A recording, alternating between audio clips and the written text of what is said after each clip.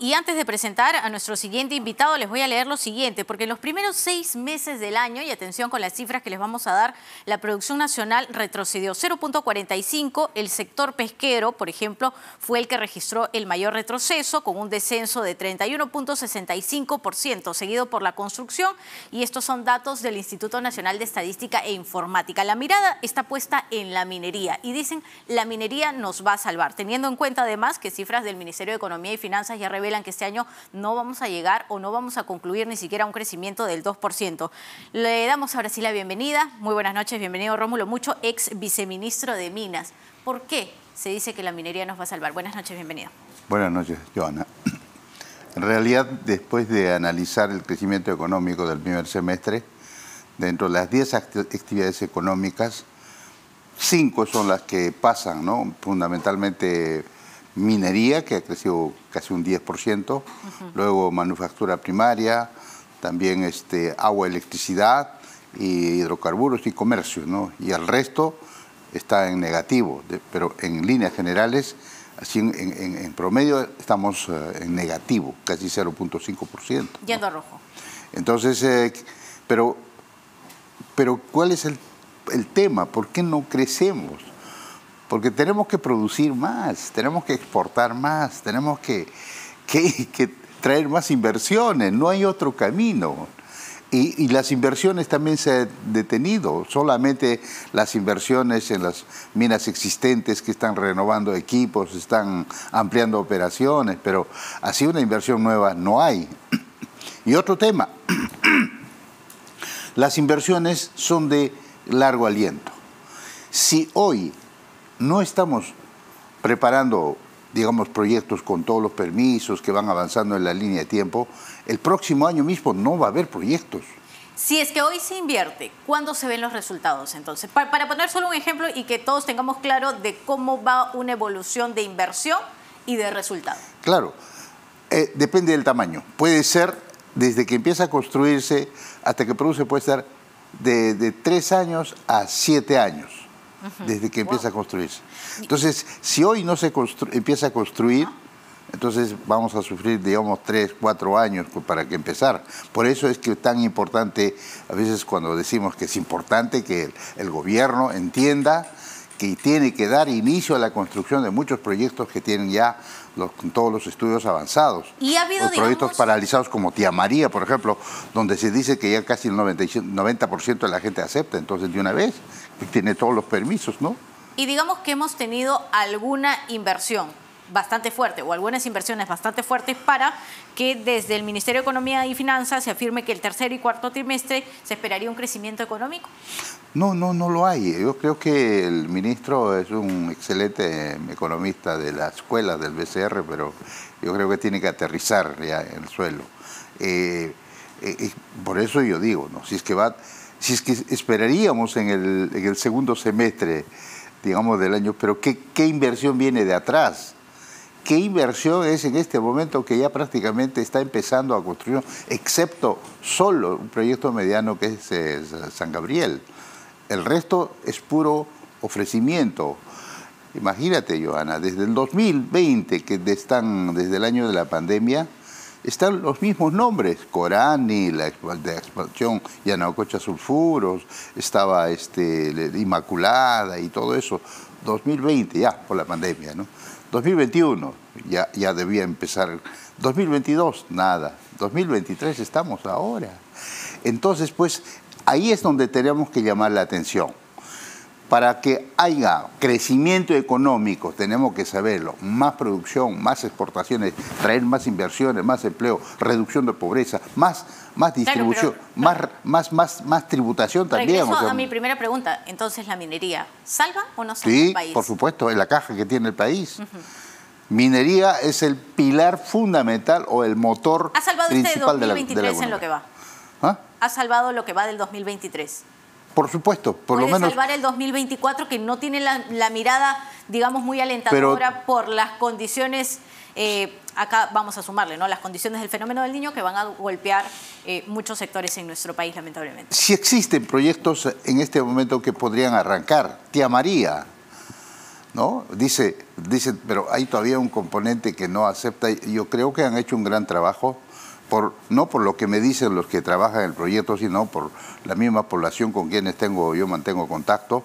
Me dicen que las condiciones han mejorado ostensiblemente, ¿no? Y pronto, ¿pero esto marcaría una gran diferencia? Pronto, rápido, también necesitamos las ampliaciones como reposición Altamina. ¿Por qué no hablar con Newmont, que tiene todo igual, para que, digamos, ya no postergue mucho la ejecución de Yanacocha Sulfuros, Inmaculada, las ampliaciones de Antapacay, que también tiene todo, ya debió empezar hace años, y también Las Bambas, ¿no? Digamos, Chalcobamba, donde hay que conversar con la comunidad para que dejen trabajar ahí en el nuevo Cuando proyecto. Escuchamos, ¿no?, que dicen, es el momento, debemos aprovechar, ¿no?, y lo hablan además así en plural, porque tenemos mayor volumen de producción de algunos metales, tenemos de cobre, tenemos de zinc, tenemos de hierro, molibdeno. ¿A qué se refieren exactamente? ¿Aprovechar en qué tipo de condiciones? ¿Por qué dicen este es el momento de aprovechar y qué nos va a generar eso a nosotros los ciudadanos? ¿Por qué tenemos que aprovechar? Porque todavía los precios son muy, digamos, atractivos, ¿ya? No, el cobre no está en el mejor momento, pero sigue siendo con 3.700, no, 3.7, 3.8 todavía es atractivo. Y también porque las necesidades que vienen en el futuro de la industria, de la transición hacia las energías renovables, va a ser mayor el consumo. Por ejemplo, en el caso, te doy un dato en el caso del cobre, ¿ya? Al 2030 nada más, mira cuántos años falta, se van a necesitar, adicional a lo que produce, alrededor de 6.6 millones de toneladas adicionales. Y eso implica una inversión más o menos de 100.000 millones de dólares en el mundo. Y eso tiene que hacer ya. Eso ya debe estar empezando a construirse, esas minas, ¿no? Entonces va a haber un déficit de cobre, ¿no? Entonces, si va a haber un déficit, obviamente que los precios también van a volar alto, ¿no? O sea, hoy ¿Y el país no está viendo todos los países ahora? están preocupados. Yo creo que allí es donde el Perú tiene que enfocar, ¿no?, su esfuerzo de hacer una campaña de promoción, yo lo llamo interno, aquí en el país, antes que externo, de ir a Canadá, de ir a Australia, de ir a donde sea para ofrecer que el Perú es un país minero que tiene decenas de proyectos. Es aquí el trabajo. Usted acaba de decir, todos los países están preocupados. Sí. ¿Perú está preocupado?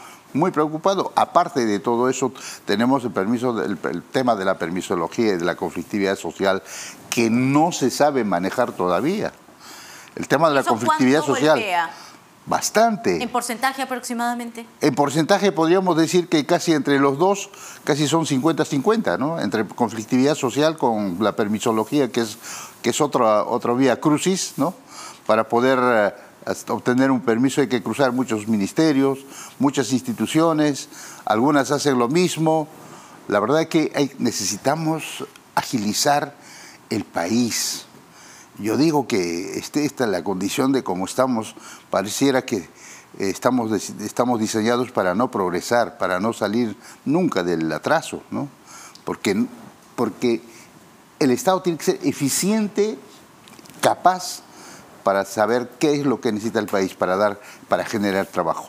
Y si es que pone más instituciones, más burocracia, más permisos, más vallas, o sea, tampoco se trata de bajar los estándares, pero solamente obstaculiza, retarda cualquier iniciativa que exista, ¿no? Algunos especialistas, analistas, para ser exacto, dicen que desde el Ministerio de Economía y Finanzas hay mucha preocupación en las consecuencias y el golpe que puede dar a nuestro país en general el fenómeno El Niño, y que esto está generando que se deje de lado la focalización de algunos sectores, entre ellos la minería. ¿Está de acuerdo, por ejemplo, con esto? ¿Que dejen la minería? No, que se está dejando justamente el esfuerzo en varios sectores, entre ellos la minería, por estar enfocados. Por supuesto, tiene que ser importante, porque tenemos que pensar cuánto cuesta un niño. Un niño en el año 1982-83 prácticamente le causó un daño económico de la UNDE. El año 97-98 yo lo viví en carne propia porque trabajaba en el norte. estos han estado en el orden de 3.5, 4, el del 82, 4.5, el otro 3.5% del PBI. O sea, es feroz el daño económico. El niño del 2017, ¿no? ¿Cuánto más o menos se valorizó las pérdidas? Casi más de 30.000 millones de soles. ¿Y cuánto destinó el Estado para poder reconstruir? Más o menos 25.000 millones de soles. ¿Cuántas hectáreas de cultivos se perdieron? ¿Cuántas escuelas? ¿Cuántas casas? ¿Hasta cuántas vidas?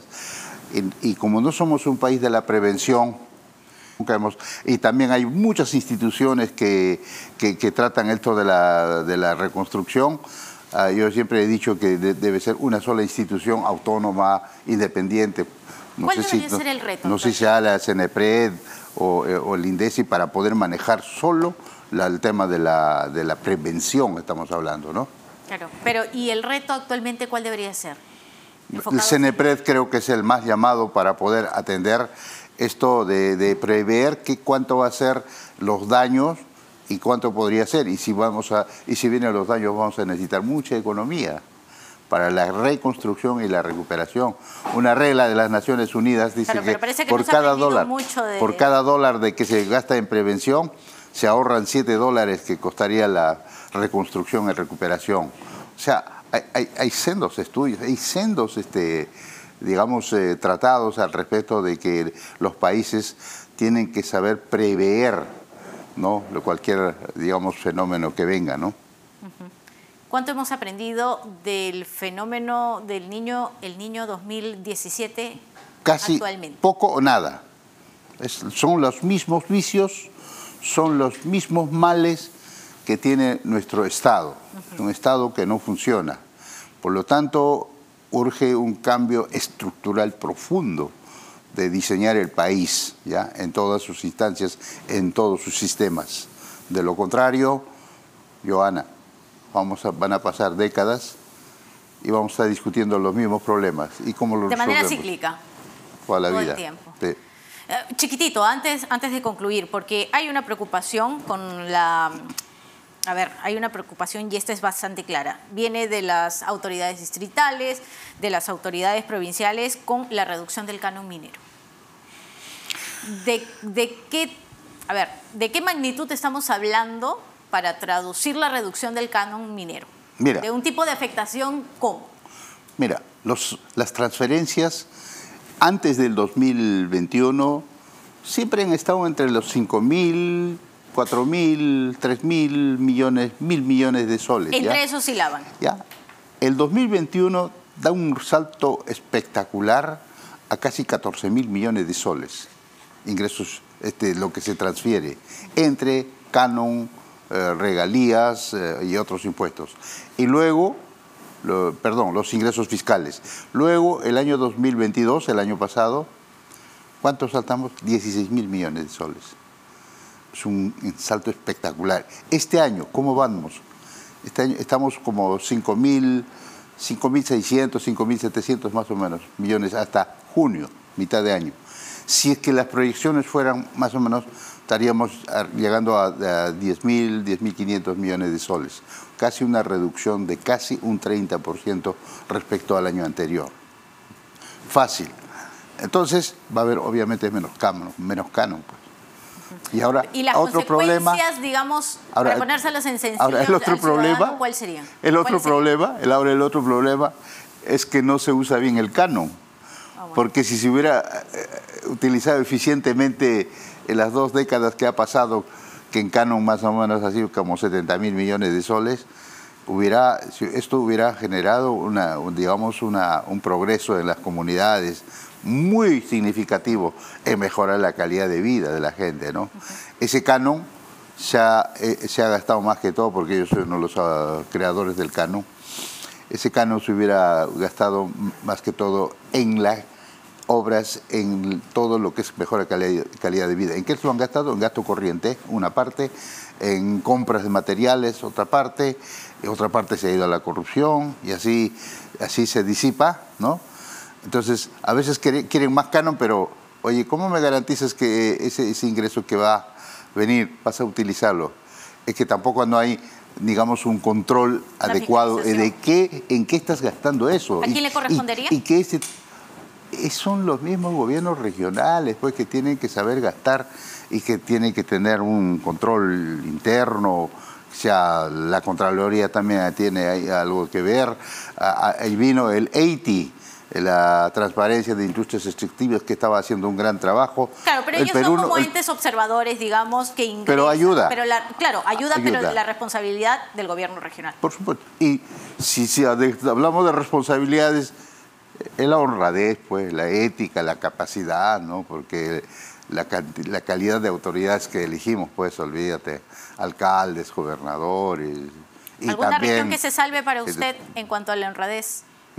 ¿Alguna región que se salve para usted en cuanto a la honradez y el manejo? Yo creo que de alguna manera las regiones costeras del sur, por eso que tienen sus indicadores muy buenos, sus indicadores socioeconómicos. Mira, la pobreza monetaria, Tacna, Moquegua, Arequipa, están muy por debajo del promedio nacional.